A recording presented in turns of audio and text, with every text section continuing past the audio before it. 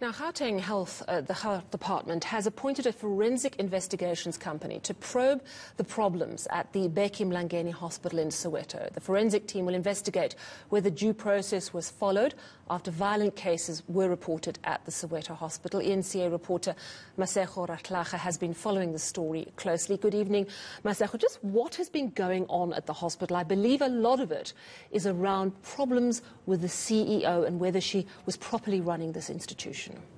That's correct, Sally. And I mean, when I had that sit down with the acting health MEC, Jacob Mamabolo, he summed it up in one sentence. He said to me, Masego, since 2014, the Bheki Mlangeni Hospital has not operated efficiently. So this has been 6 years of, a hospital that has been plagued with problems.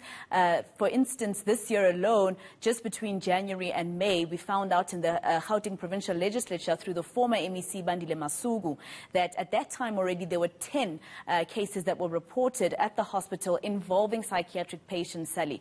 Now it would be, for instance, violent incidents in terms of psychiatric patients harming each other, harming staff, or harming other, patients in the hospital.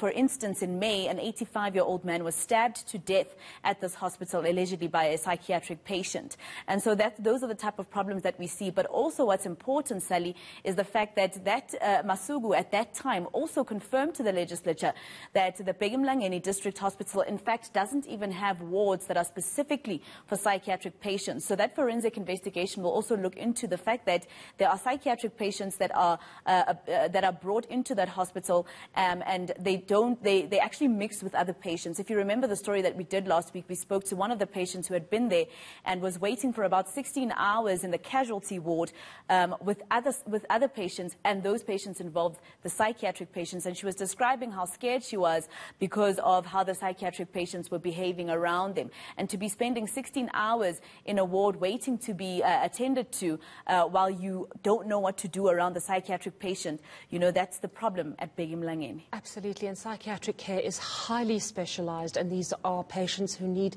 incredible care so that they're not a danger, not only to other people, but also to themselves. This is very distressing to hear. You have had a sit down with Jacob Mamabolo, of course, is the acting health MEC here in Gauteng. What has he said to you?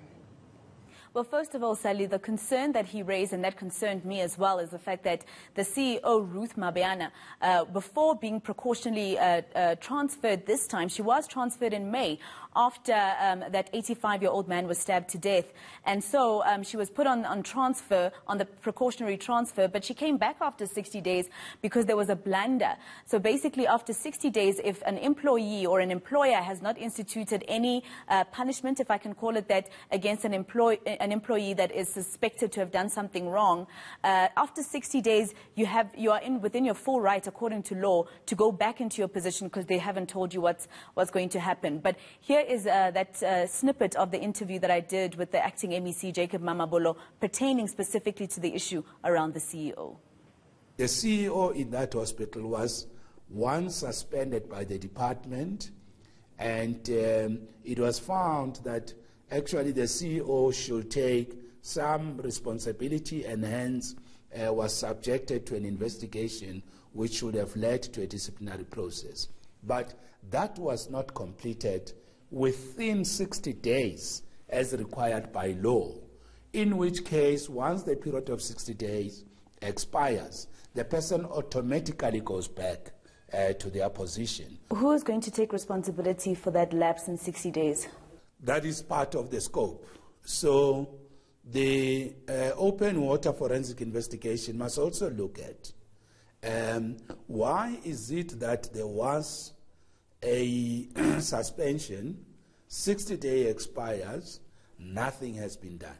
Would you agree, though, that this has taken a little bit long? If you're saying since 2014, the hospital has never functioned, efficiently.